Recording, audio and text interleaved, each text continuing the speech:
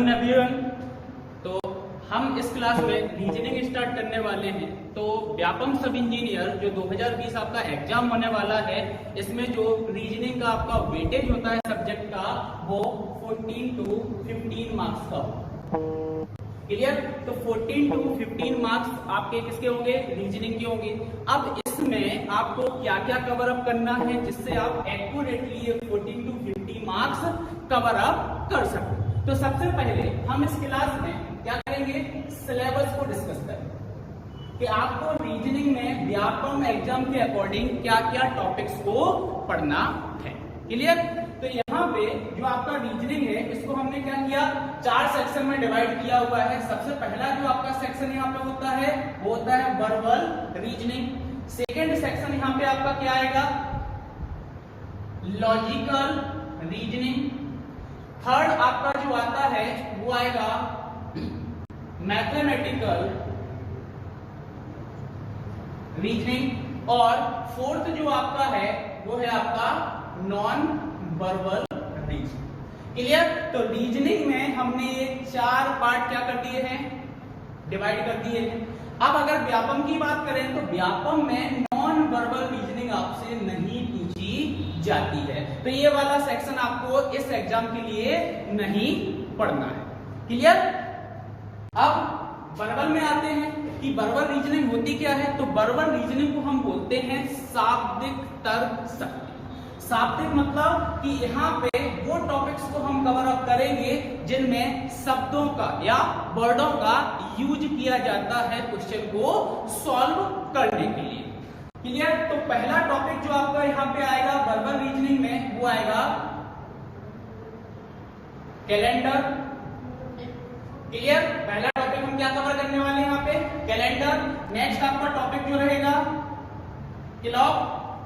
Third आपका topic direction. Clear? अभी ये लॉजिकल को मैं हटा दे रहा हूं, बाद में अलग से इसको लिख दूंगा। ठीक है?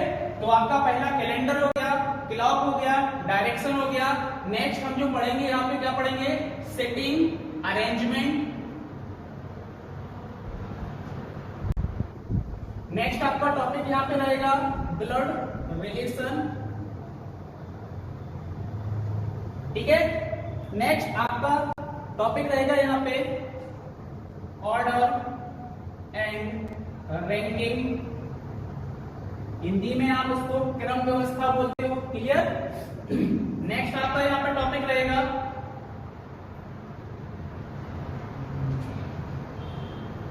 Letter series. ठीक है? लेटर सीरीज रहेगा। नेक्स्ट आपका रहेगा एनालॉजी। नेक्स्ट आपका टॉपिक यहां पे रहेगा क्लासिफिकेशन। और क्लासिफिकेशन को हम एक नाम से और जानते हैं, that is odd one out. ठीक है? तो एक ऑड वन आउट और क्लासिफिकेशन आपका एक ही टॉपिक है। नेक्स्ट आपका यहां पे रहेगा अल्फाबेट टेक्स्ट।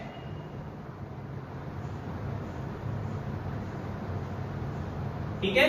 तो वर्बल रीजनिंग में आपको इतने टॉपिक्स को कवर अप करना है। क्लियर?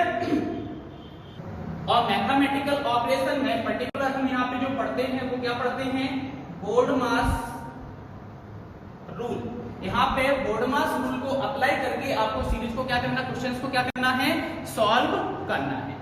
क्लियर? तो ये आपका वर्बल का हमने पहले डिस्कस कर लिया, ये हमने मैथमेटिकल का डिस्कस कर लिया। मैथमेटिकल में हम ये 4 टॉपिक को कवर अप करने वाले हैं। नेक्स्ट हमारा कौन सा था? लॉजिकल। तो लॉजिकल में आपको क्या क्या पढ़ना पड़ेगा व्यापम के अकॉर्डिंग? देखते हैं। सबसे पहले आपको यहाँ पे लॉजिकल में पढ़ना है सिलोजिज्म। क्लियर? आप इसको शॉर्ट में सिलॉग भी बोलते हैं, सिलॉग्स। ठीक है? तो सबसे पहला यहाँ पे आपका क्या रहेगा? सिलोजिज्म रहेगा। नेक्स्ट यहाँ पे रहेगा आपका statement and assumption. Next cause and effect.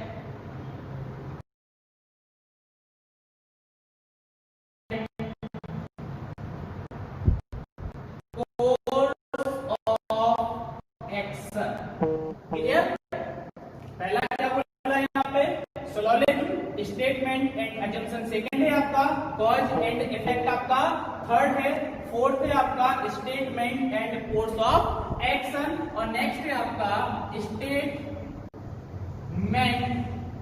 And argument. Clear? और लास्ट आपका जो लॉजिकल में आपके एग्जाम में पूछा जाएगा वो पूछा जाएगा वेन डायग्राम। क्या पूछा जाएगा आपका? Venn diagram. तो ये हमने अभी रीजनिंग सब्जेक्ट का एक व्यापम सब इंजीनियर एग्जाम्स के अकॉर्डिंग सारा सिलेबस डिस्कस कर। अब हमने अपने को यहाँ पे एक स्मार्ट स्टडी करना है कि आप 14 to 15 क्वेश्चंस कैसे सॉल्व करोगे। तो आपको वही टॉपिक पढ़ना है जो आपके सिलेबस में मोस्टली पूछे जाते हैं। क्लियर?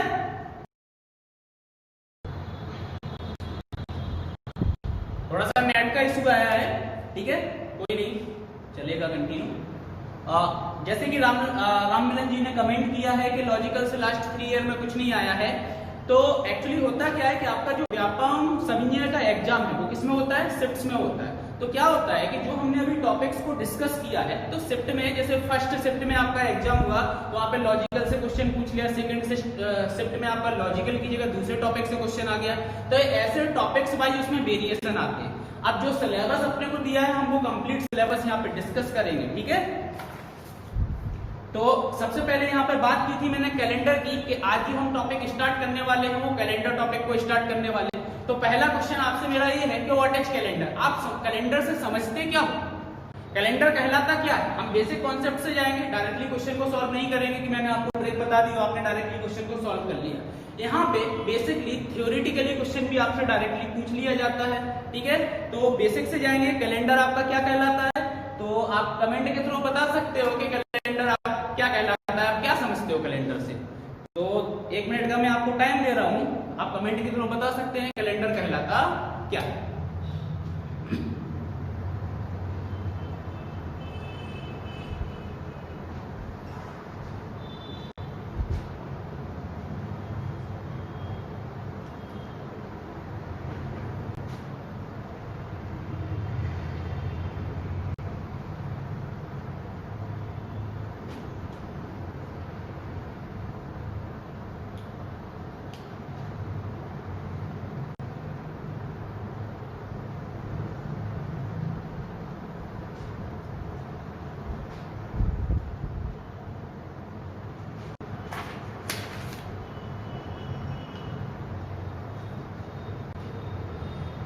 किसी को नहीं पता क्या कैलेंडर क्या होता है? Okay, Pushpen ji, division of months. Okay, Pushpen ने बोला है डेट, डे एंड मंथ जिसमें शो होता है वो कैलेंडर होता है। क्लियर? ये आपने जो बोला है सही है, लेकिन अगर मैं ऐसा बोलूं कि कैलेंडर आपका एक सिस्टम होता है। क्या होता है? आपका सिस्टम होता है किसका? जिसमें हम डेज को ऑर्गेनाइज करते हैं। अब जो डेज को हमने यहाँ पे कैलेंडर में ऑर्गेनाइज किया है, किस पर्पज से किया है, किस लिए किया है, जरूरत क्यों पड़ी?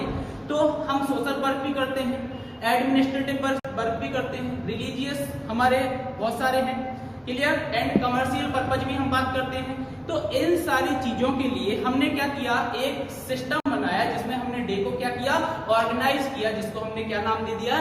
कैलेंडर नाम दे दिया। क्लियर? आप ऐसा भी बोल सकते हो कि कैलेंडर को हम यूज करते हैं टाइम के लिए। Clear?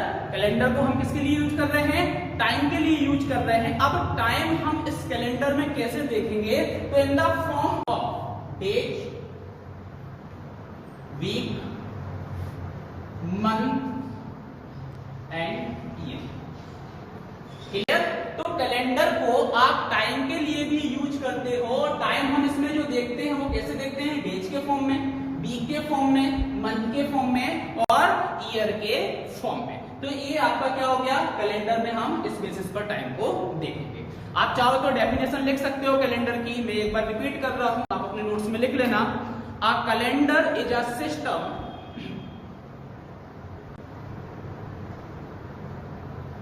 A calendar is a system of organizing day for social, administrative, religious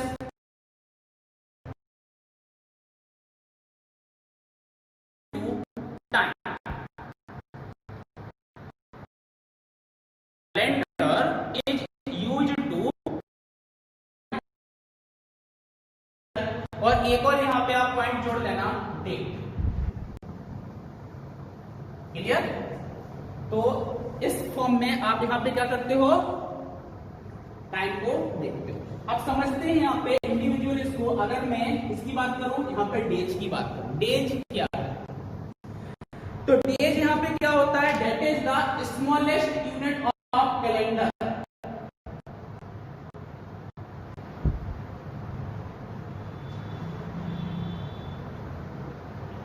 days क्या है आपका, स्मॉलेस्ट यूनिट ऑफ कैलेंडर। यहाँ पे स्मॉलेस्ट यूनिट की बात की है, क्लियर? किसकी? कैलेंडर की। और डेज आपके क्या क्या होते हैं, Sunday, Monday, Tuesday, Wednesday, Thursday, Friday and Saturday. Clear? तो डेज यहाँ पे क्या है, स्मॉलेस्ट यूनिट है कैलेंडर की, और ये आपके Sunday, Monday, Tuesday, Wednesday, Thursday, Friday, Saturday जो होते हैं क्या कहलाते हैं, आपके डेज कहलाते हैं। ठीक है? अब आप जब भी कैलेंडर का क्वेश्चन हम सॉल्व करेंगे, हमेशा हमारा जो वीक होगा, जो हमारा सप्ताह होगा, उसको हम हमेशा स्टार्ट कहां से मानेंगे, संडे से मानेंगे कि हमारा जो सप्ताह, जो वीक स्टार्ट हो रहा है वो कहां से हो रहा है, संडे से स्टार्ट हो रहा है।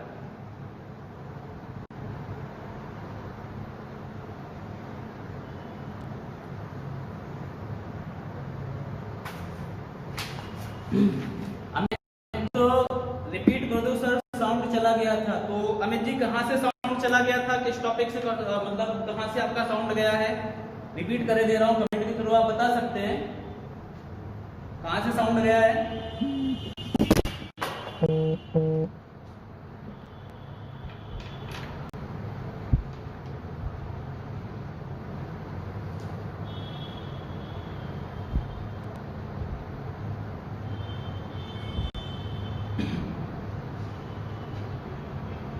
Okay, definition.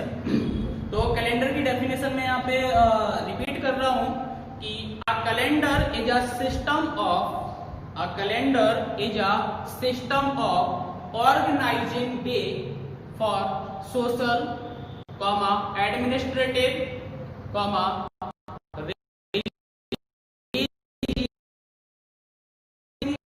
नेक्स्ट मैंने क्या बोला था, second point, calendar is used to time. Calendar is used to time. Next क्या बोला था मैंने कि कैलेंडर में आपको जो टाइम, कैलेंडर किस लिए यूज कर रहे हैं, टाइम के लिए यूज कर रहे हो आप। तो टिपिकली आप कैसे देखोगे टाइम को, डेज, वीक, मंथ, ईयर और डेट्स में आप क्या करोगे, टाइम को देखो। ठीक है? यहां तक क्लियर हो गया सभी को? क्लियर है? ओके।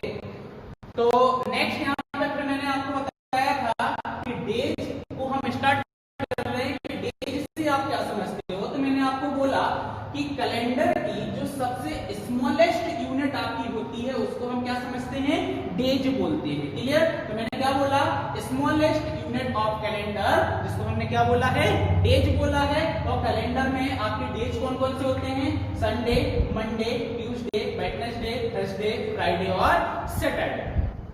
ठीक है? इसके बाद मैंने आपको बोला कि जब भी हम कैलेंडर के क्वेश्चन को सॉल्व करेंगे, हमेशा हमारा जो वीक स्टार्ट होगा वो अपन कंसीडर करेंगे संडे से।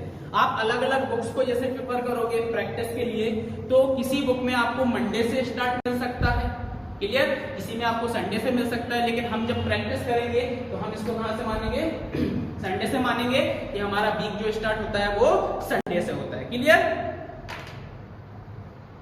अब यहाँ पे एक और चीज आपको याद रखना है, यहाँ पे एक नोट वाला पॉइंट मैं आपको बता रहा हूं देश के रिगार्डिंग, कि यहाँ पे अगर मैं बात करूं पर्टिकुलर की 1 जनवरी, क्लियर? मैंने क्या बोला, 1 जनवरी को आपका क्या है, संडे। तो अब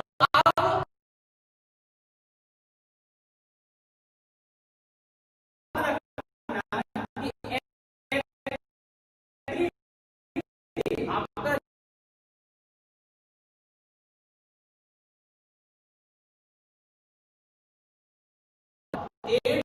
जनवरी आपका जो डे होगा वो क्या होने वाला है, संडे होने। क्लियर? तो जो नोट मैंने आपको पॉइंट बोला है उसमें आप लिख लेना, every day every day repeats itself, every day repeats itself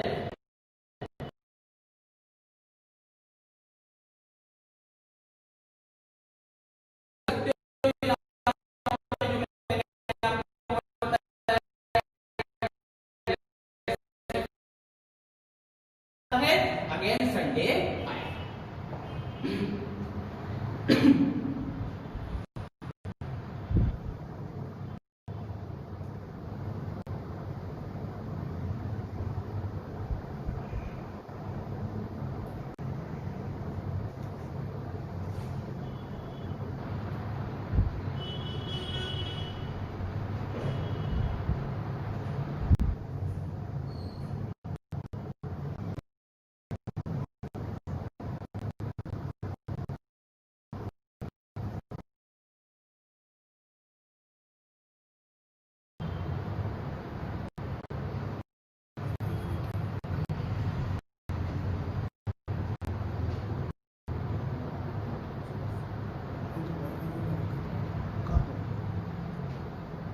hello Amit, voice clear हुई है? चलो, तो इतना आपने लिख लिया है। एग्जांपल जो मैंने आपको बताया ये आपने नोट डाउन कर लिया होगा, ठीक है। अब यहाँ पे एक और इंपॉर्टेंट चीज है जो मैं आपको बता रहा हूं। हम आगे जितने भी कैलेंडर के क्वेश्चंस को सॉल्व करेंगे उसमें हम किस पर बेस करेंगे? वो ऑड डेज पर बेस। क्लियर? सारे के सारे क्वेश्चन सॉल्व करने में हम क्या यूज करने वाले हैं? ऑड डेज का हम यूज करने वाले हैं। किसी किसी बुक में इन ऑड डेज को आप एक्स्ट्रा डे के नाम से भी देखोगे। क्लियर? तो इन्हीं ऑड डेज को आप एक्स्ट्रा डेज बोलते हो, एक्स्ट्रा डेज को भी आप क्या बोलते हो? ऑड डेज बोलते हो। आप कहलाते क्या है? आपको सारे के सारे क्वेश्चन को सॉल्व करना है। तो अगर फॉर एग्जांपल से समझते हैं कि अगर मैंने बोला कि टोटल आपके पास 16 डेज, क्लियर? मैंने क्या बोला आपको कि टोटल आपके पास कितने डेज हैं? 16 डेज है। अगर इन टोटल 16 डेज को हम किससे डिवाइड करते हैं? 7 से डिवाइड करते हैं। क्लियर? अब 7 से डिवाइड करना है, कैसे करेंगे? 16 7 से डिवाइड किया, 2 टाइम्स कितना आया? 14। रिमाइंडर कितना आया आपका? 2। तो अगर टोटल डेज को हम 7 से डिवाइड करते हैं तो जो भी आपका रिमाइंडर आता है, क्या आता है? जो भी आपका रिमाइंडर आता है, इसी रिमाइंडर को आप एक्स्ट्रा डे या फिर ऑड डे के नाम से जानते हैं। क्लियर? इसी को आप किसके नाम से जानोगे? ऑड डेज के नाम से जानोगे। एक और डेफिनेशन आप यहाँ पे बोल सकते हो इसकी कि टोटल डेज में वीक कंप्लीट होने के बाद जितने डेज आपके रिमेनिंग बचेंगे उन डेज को आप क्या बोलोगे? ऑड डेज बोलोगे। 16 डेज में से 14 डेज आपके जो होंगे किसमें हो जाएंगे? वीक में कन्वर्ट हो जाएंगे। रिमेनिंग कितने डेज रहेंगे आपके? 2 डेज होंगे। यही 2 डेज आपके क्या कहलाएंगे? Odd days. इन्हीं ऑड डेज पर हम कैलेंडर के सारे क्वेश्चन सॉल्व करने वाले हैं। क्लियर? समझ में आ गया इतना? तो इसकी डेफिनेशन लिख लेते हैं। ऑड डेज की डेफिनेशन कि ऑड डेज क्या है लिखना।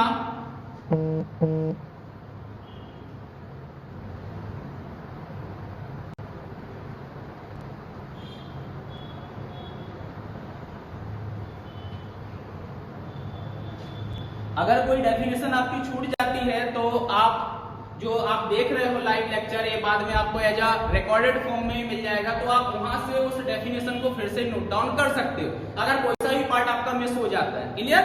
इतना बड़ा इशू नहीं है ये, ठीक है? आप बस देखो समझो। क्लियर?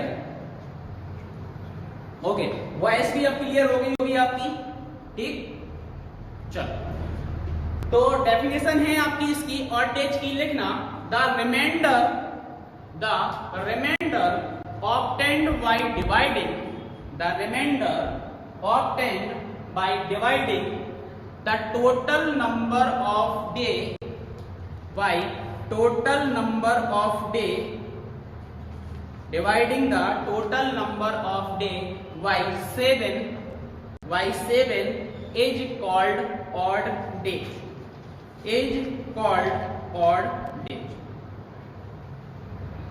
क्लियर। एक तो ये डेफिनेशन होगी जो मैंने आपको डिवाइडिंग के फॉर्म में बताया, एक मैंने आपको इस फॉर्म में बताया था कि अगर आपके वीक कंप्लीट होने के बाद जितने भी आपके रिमेनिंग डेज बच जाते हैं वो भी आपके क्या कहलाते हैं, ऑड डेज होते हैं। तो ये डेफिनेशन भी आप लिख लो इस फॉर्म में भी। In a given period the number of days more than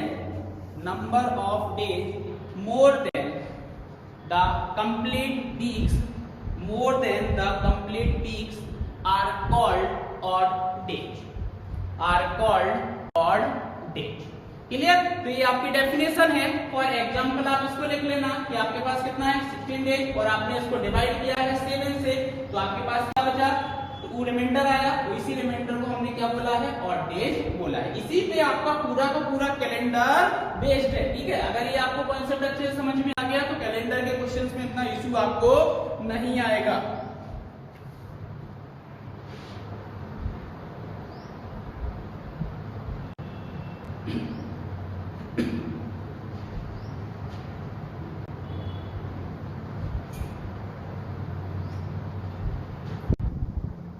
हो गया नोट डाउन, ठीक है। अब आगे वाले टर्म पे हम जानते हैं।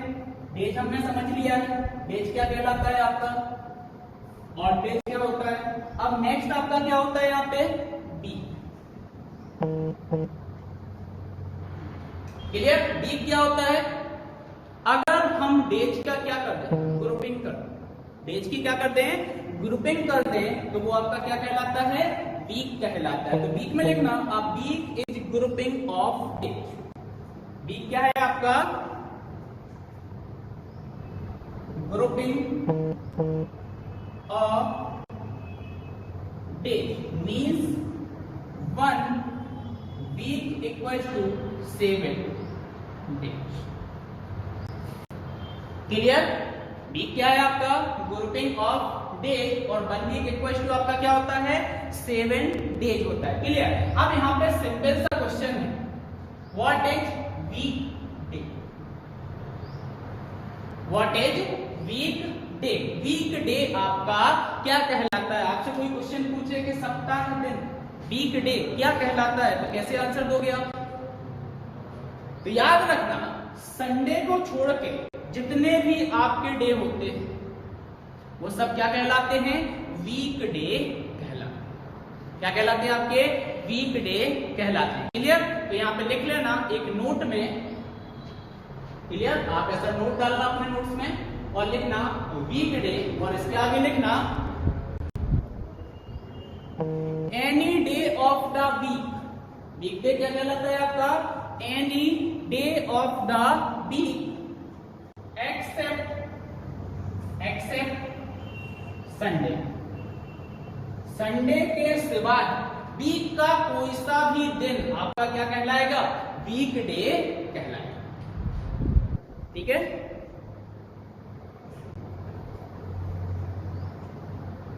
लिख लिया, चलो नेक्स्ट और क्या देखा था, वीक के बाद डेट देखी थी आपने।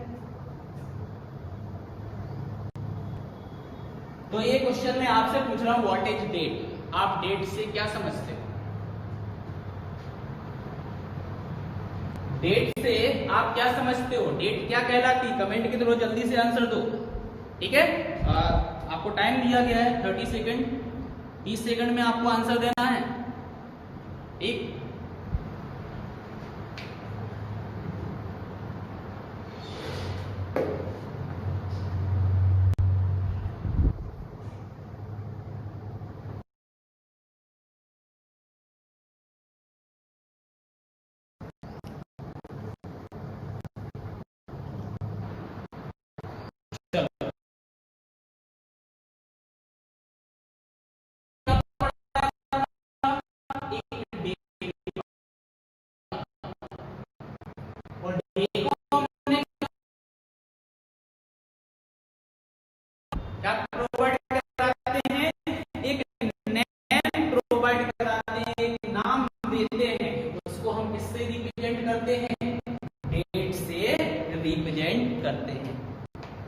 अमित का यहाँ पर रिप्लाई आया है, it's gives info about day, year and month.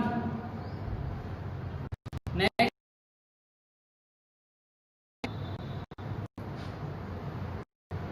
Sound फिर से चला गया।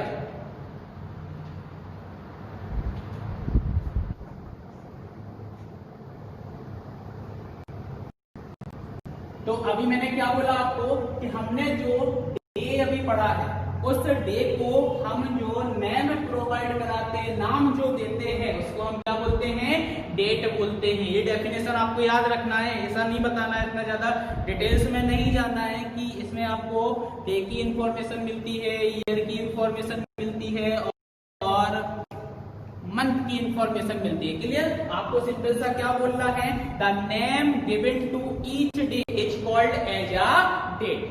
क्लियर? जो हम डे को नाम प्रोवाइड करा रहे हैं वही हमारी क्या है, डेट है। ठीक है, तो लिखना इसमें द नेम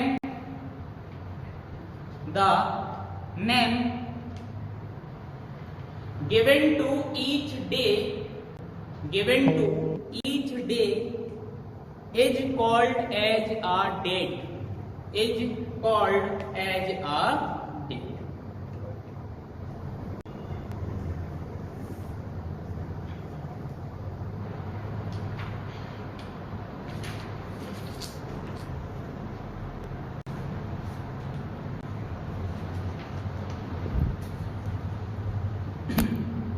क्लियर? चलो, अब नेक्स्ट हमने क्या पढ़ा था, यहाँ पे डेट को हमने समझ लिया कि हम डे को जो नेम प्रोवाइड करा रहे हैं उसको हम डेट बोल रहे हैं। नेक्स्ट आपका क्या रहेगा यहाँ पे, मंथ।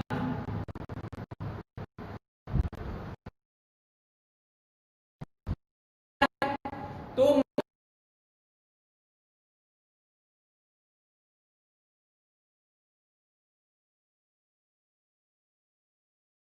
इसके साथ यूज करते हैं कैलेंडर। मतलब क्या बोलूंगा मैं कि 1 ईयर इक्वल्स टू 12 मंथ। कितने मंथ होते हैं आपके, 12 मंथ यहाँ पर होते हैं। अब यहाँ पे जो 12 मंथ है, इसमें जो डेज की काउंटिंग होती है, किसकी काउंटिंग होती है, डेज की काउंटिंग होती है, वो अलग अलग होती है। कैसे होती है, कैसे आप काउंटिंग करोगे यहाँ पे, क्लियर? तो एक सिंपल सा तरीका क्या है कि आपका जो फिस्ट होता है, क्लियर, जो आपकी हाथ है, इसको आप क्या करोगे, टाइटली ऐसा होल्ड करोगे। टाइटली होल्ड करने के बाद जो बोन्स पर से हम क्या करेंगे, चालू करेंगे, स्टार्ट करेंगे मंथ की काउंटिंग। क्लियर? और जो दो बोन्स के बीच में आपका गैप आता है उसको फ्लैश बोलते हैं, उसके अंदर आपको भी काउंटिंग करना है। क्लियर? तो जो बोन्स पर आपका मंथ पड़ेगा वो कितने का होगा, 31 का। क्लियर? और जो दोनों बोन्स के बीच में आपका गैप आ रहा है उसके अंदर जो आएगा वो कितने का होगा, 30 का। क्लियर?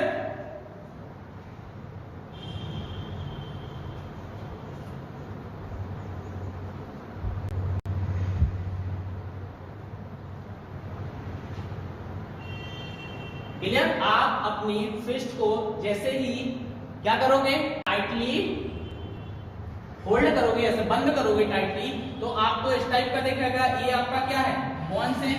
क्लियर? और ये उन दो बोन्स के बीच में आपको क्या दिख रहा है, यहाँ पे गैपिंग दिख रही है। अब जब आप काउंट करोगे तो क्या आएगा, बोन्स पर जनवरी, फरवरी, मार्च, अप्रैल, मई, जून, जुलाई। क्लियर?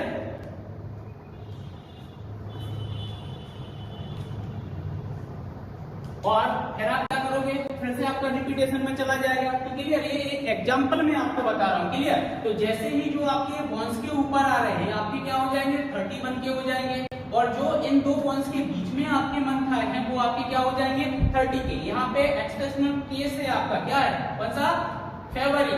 यह 28 डेज की होती है या फिर 29 डेज की होती है, डिपेंड करता है कि ऑर्डिनरी ईयर है कि लीप ईयर है, उस पर ये इसके डेज डिपेंड करेंगे। बाकी आपके क्या होंगे, ये मार्च जो रहेगा ये भी आपका 31, 30, 31। क्लियर?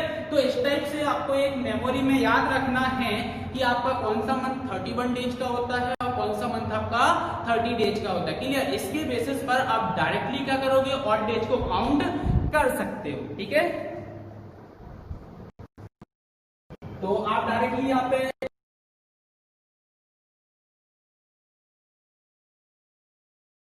ये है 31 डेज का होता है, इसका होता है 31 डेज का होता है। ठीक है, नेक्स्ट अगर मैं बात करूं अप्रैल, जून, सितंबर एंड नवंबर जो आपके होते हैं वो 30 डेज के होते हैं। क्लियर? और आपका जो फरवरी यहाँ पे होगा तो वो क्या होगा, 28 डेज, और ऑब्लिक लगा के आप लिखोगे 29 डेज। क्लियर? वो डिपेंड करेगा कि ऑर्डिनरी ईयर है या फिर लीप ईयर है।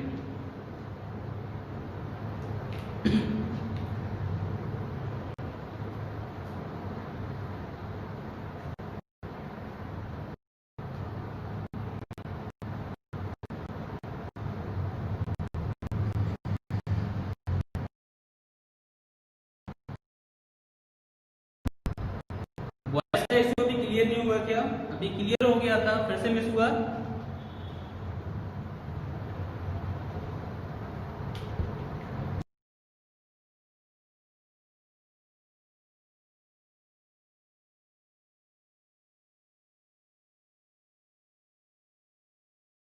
और लास्ट जो हमारा बचा हुआ है यहाँ पे, क्या बचा हुआ है, year.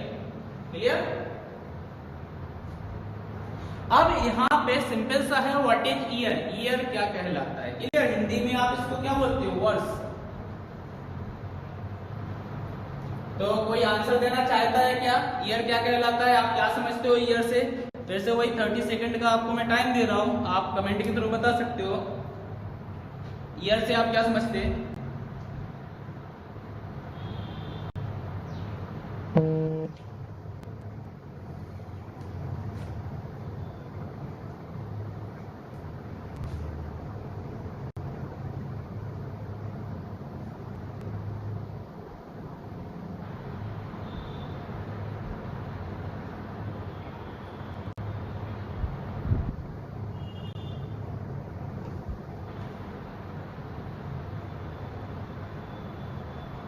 Group of month, well try, अच्छा ट्राई किया था। ग्रुप ऑफ मंथ, मंथ का समूह जो होगा वो आपका क्या कहलाएगा, ईयर कहलाएगा। बहुत बढ़िया। और कोई? ये आंसर जो ग्रुप ऑफ मंथ आपका दिया गया है, अमित ने आंसर दिया है। कमेंट सेक्शन सभी के लिए ओपन है, आप कमेंट के थ्रू आंसर दे सकते हो। Next Gita, group of month, okay. Divyansh, अच्छा ये थंब आंसर था क्या, या ये बोल रहे हो सर ये करेक्ट है?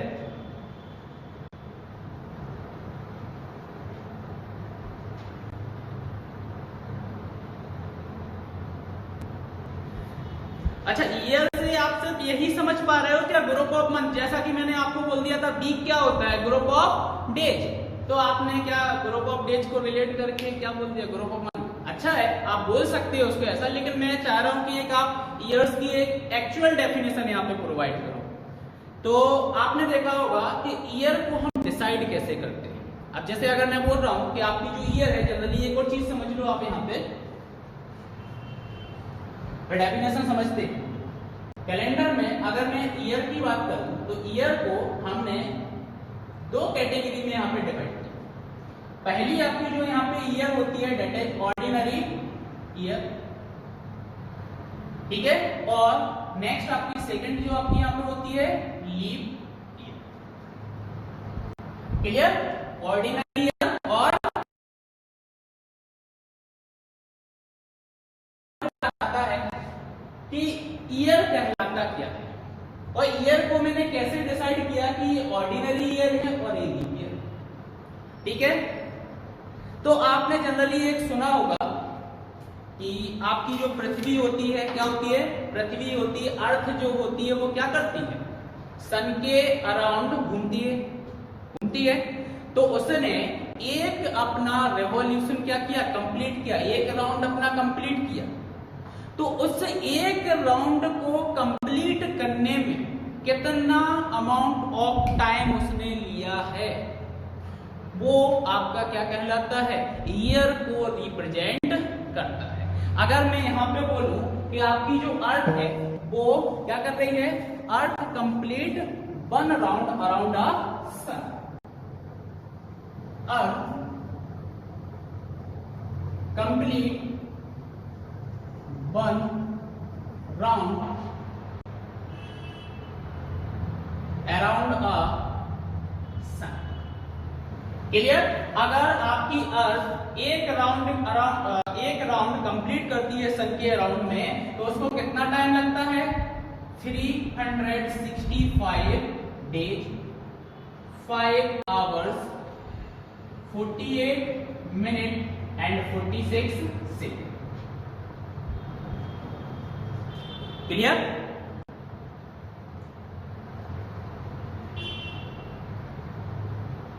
क्लियर?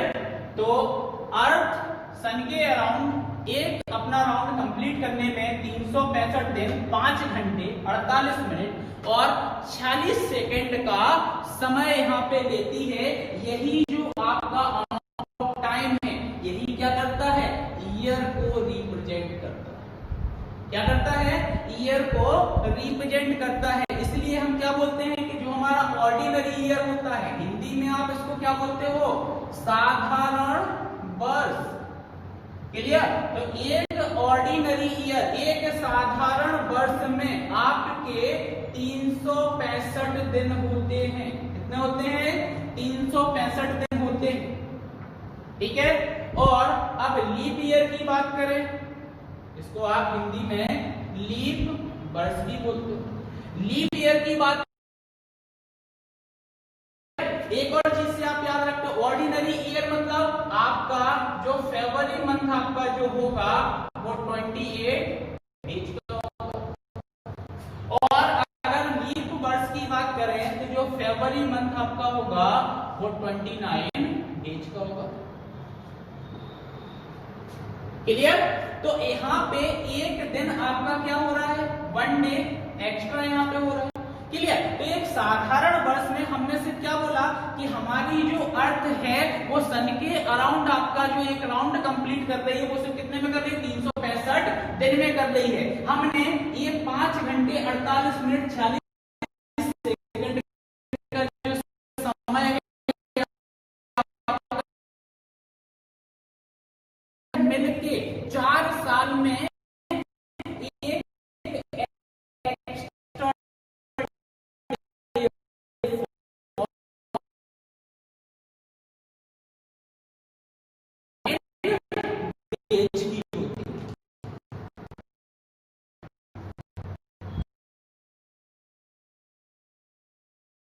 डाउन कर लो। ठीक है? उसके बाद अपन ये एग्जांपल में लिख लेंगे। लेकिन आप ईयर में, a year is the amount of time, a year is the amount of time it takes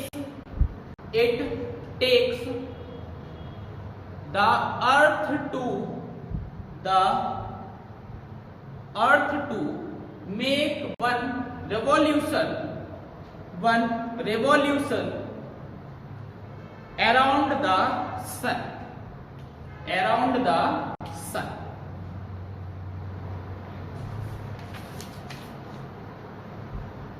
clear? Around the sun. अब आपको क्या करना है कि इसी टाइप से ईयर को लिखना है, 2 कैटेगरी में आप डिवाइड कर देना, ऑर्डिनरी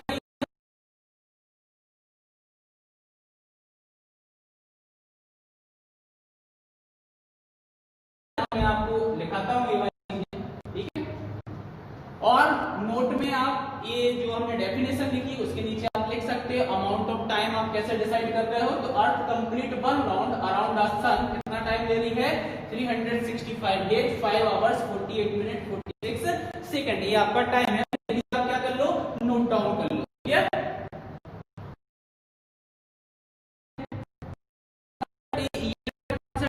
समझ में आ गया? ठीक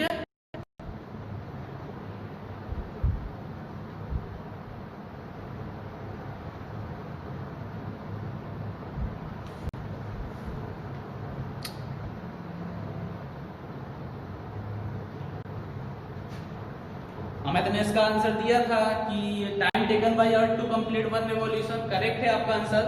ठीक है, तो आप इसको नोट डाउन कर लो, फिर हम आगे बढ़ते हैं।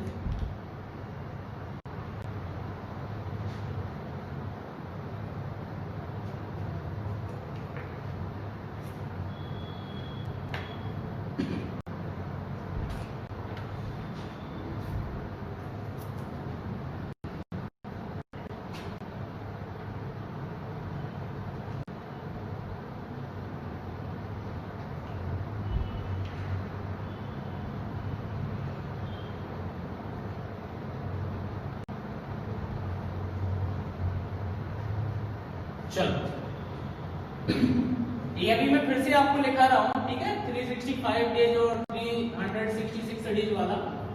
ठीक है,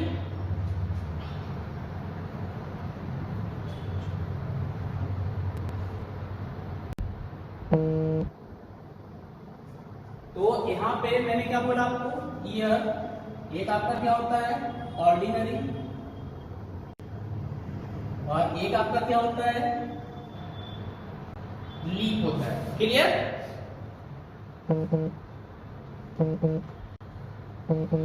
तो ऑर्डिनरी ईयर जो आपका है और जो लीप ईयर आपका है, इसको आप पहचानोगे कैसे? क्लियर? तो फॉर एग्जांपल अगर मैं आपको बोलूं कि जैसे मैंने क्या किया है, कोई सा भी आपको ईयर दे दिया, फॉर एग्जांपल 2016, या फिर मैंने क्या बोला है 2017, कोई सा भी आपको एक ईयर गिवन है।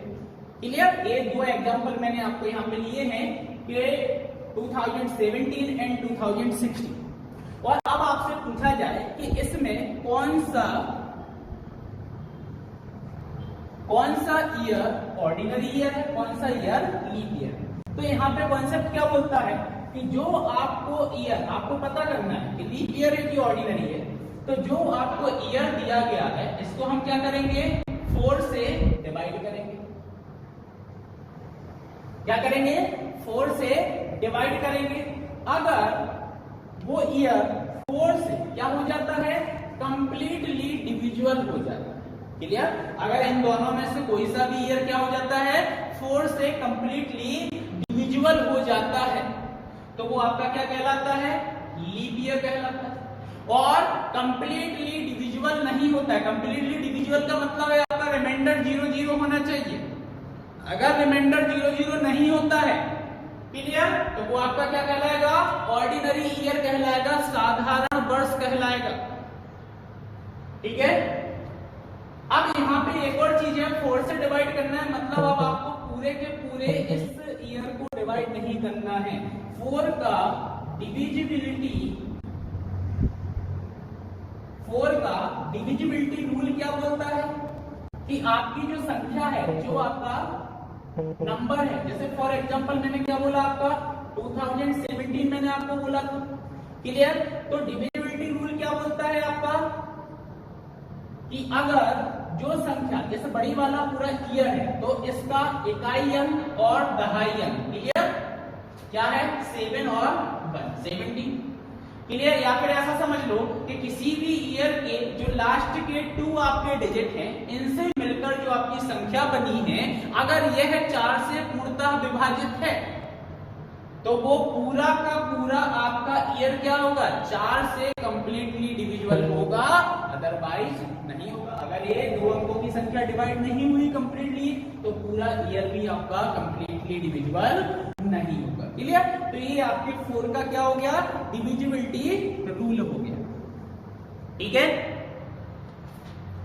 तो ऑर्डिनरी ईयर में लिखना, आप इसके नीचे ही जस्ट आप एरो बना के इसमें पहला पॉइंट लिखना है इसकी डेफिनेशन, कि आप ऑर्डिनरी ईयर क्या बोलोगे, those years which are not completely divisible, those years which are not completely divisible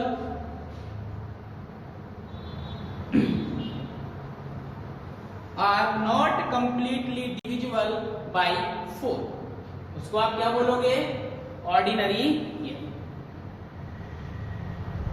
clear? Leap year में नेक्स्ट पॉइंट लिखना, those year which are completely those year which are completely divisible by 4। Example में आप चाहो तो 2016 जो आपका है that is leap year, ठीक है।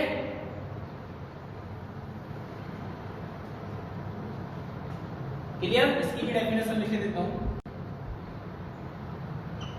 Those year which are not completely divisible by 4। Clear? अच्छा आगे बढ़ते हैं।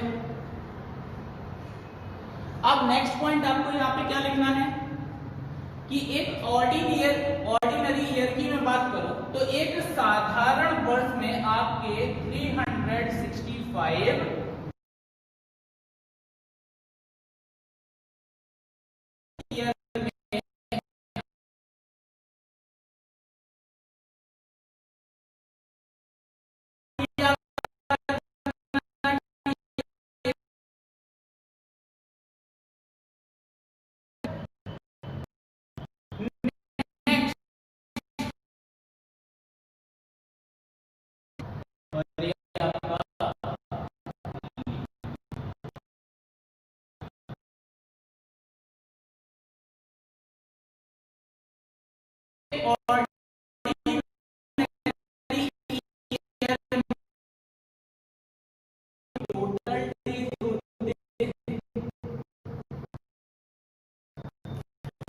इसको क्या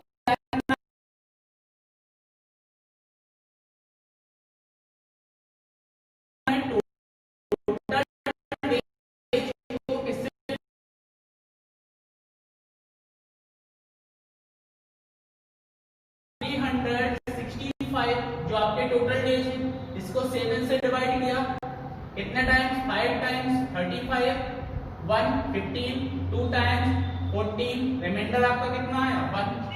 तो यहाँ पे मैं क्या बोलूंगा कि एक ऑर्डिनरी ईयर में 52 क्या होते हैं? कंप्लीट वीक्स होते हैं, प्लस 1 आपका क्या है यहाँ पे एक्स्ट्रा डे है। और मैं आपको पहले स्टार्टिंग में जब डे की डेफिनेशन मैंने आपको एक्स्ट्रा डेज होता है, इसी को आप क्या बोलते हो? और आपको सीधा आंसर यहाँ पे क्या देना है? 1 और डे होता है। क्लियर?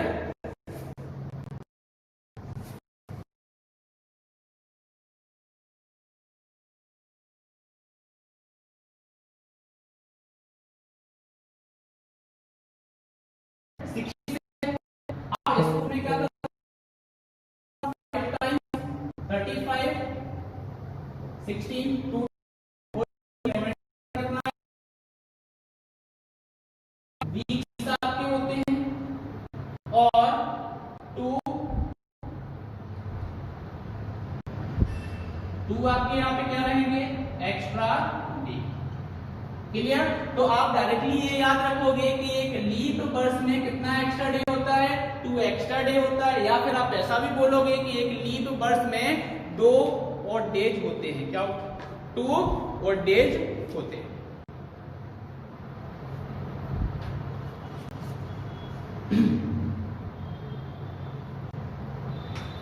तो ये वाला क्लियर हुआ? सभी को समझ में आ गया कि कैसे आपको ए और डेज को फाइंड आउट करना है। जब भी आपको और डेज को फाइंड आउट करना है, टोटल डेज को हम किससे डिवाइड करेंगे? 7 से डिवाइड करेंगे। क्लियर? तो 52 वीक्स तो देखो कंप्लीट होते हैं, चाहे वो ऑर्डिनरी ईयर हो चाहे वो लीप ईयर हो। बट यहाँ पे चेंज क्या हुआ है?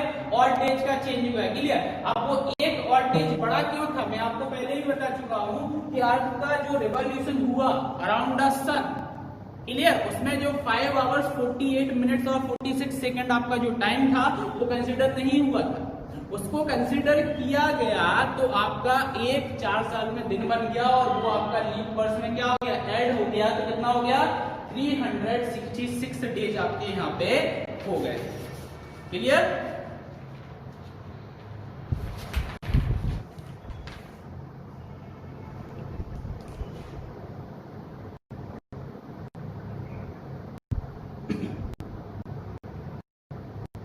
समझ में आ गया होगा इतना?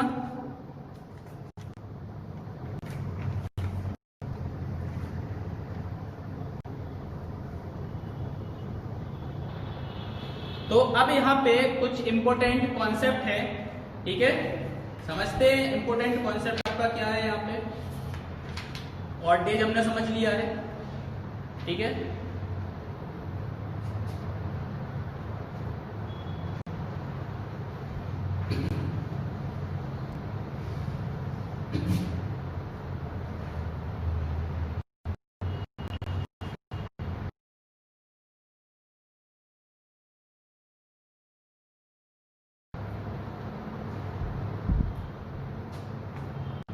सेंचुरी,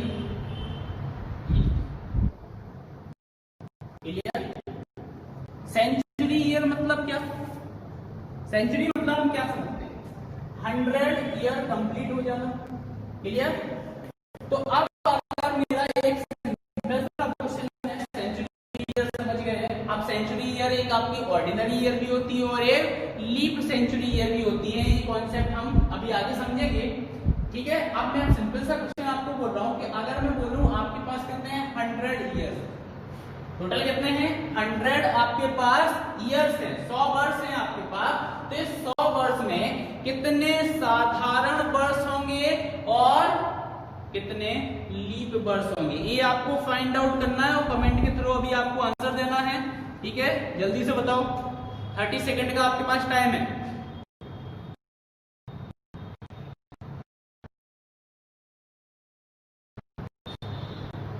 एक 100 वर्ष आपको दिए गए, इसमें आपको बताना है number of leap years and number of ordinary years, clear?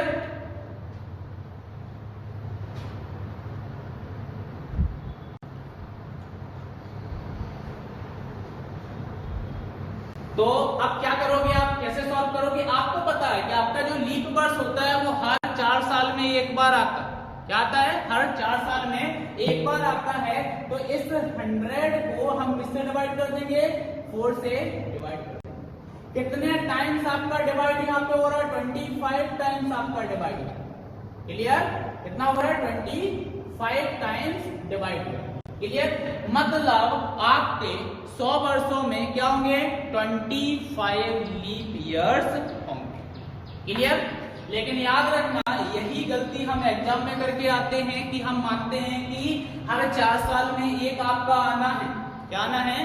हर 4 साल में आपका एक लीप वर्ष आना है, इसलिए 100 वर्षों में 25 लीप वर्ष होंगे, क्लियर? लेकिन याद रखना आपको कि जो 100 नंबर वाला ईयर है, क्या है?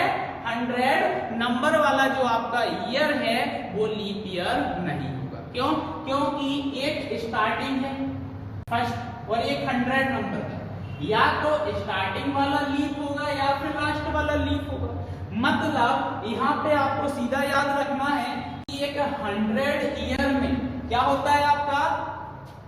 24 लीप ईयर होते हैं, क्योंकि 100 नंबर वाला जो ईयर होगा वो लीप ईयर नहीं होगा, ठीक है? और अगर 100 वाला लीप ईयर है तो आपका फर्स्ट वाला लीप ईयर यहाँ पर नहीं होगा। तो 24 लीप ईयर प्लस 76 यहाँ पे क्या होते हैं? आपके ऑर्डिनरी ईयर होते हैं। राहुल 100 ईयर नहीं बताना है, 100 ईयर में आपको क्या बताना है? लीप ईयर आपसे पूछा गया था कि कितने लीप ईयर होते हैं और कितने ऑर्डिनरी ईयर होते हैं, क्लियर? 24 प्लस 7 मीन्स ओके 76, ठीक है? तो 24 आपका लीप ईयर है प्लस 76 आपका यहाँ पे क्या हो गया है? ऑर्डिनरी ईयर हो गया है। अब आपसे क्वेश्चन है यहाँ पे कि टोटल इन 100 ईयर्स में कितने ऑड डेज होते हैं? जैसे हमने ये बोला था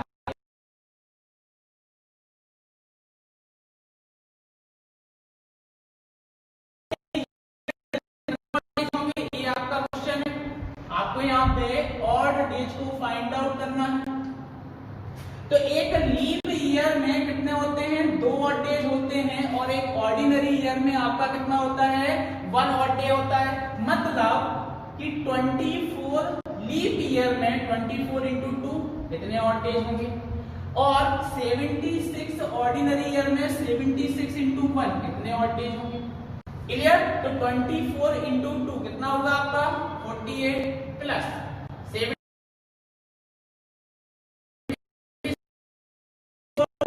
लीप ईयर में आपका क्या ऑड डेज आ गए। क्लियर? अब आप क्या करोगे, इसको ऐड करूंगा तो टोटल मेरे कितने बने, 124 ऑड।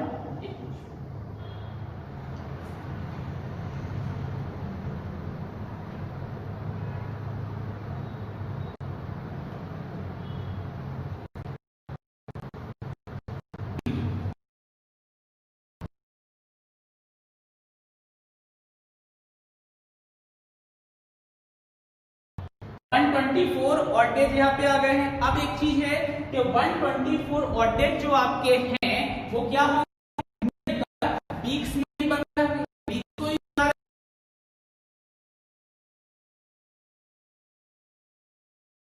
हम यहाँ से भी क्या करेंगे, रिमाइंडर को फाइंड आउट करेंगे। तो 124 को अब हम क्या करेंगे, 7 से करेंगे डिवाइड। क्लियर? तो 124 को जब आप 7 से डिवाइड करोगे तो यहाँ पे क्या आएगा कि 17 टोटल आपके वीक्स आएंगे, प्लस 5 यहाँ पे क्या आएगा, ऑड डे आएगा।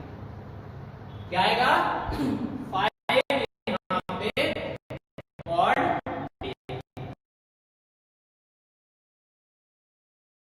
रिमाइंडर कितना बचा, 5 बचा, मतलब ऑड डेज कितने आए हैं, 5 आए।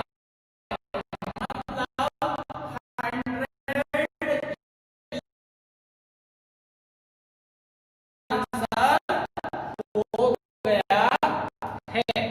ठीक है? तो अभी जो मैंने आपको पॉइंट बताया था कि आपकी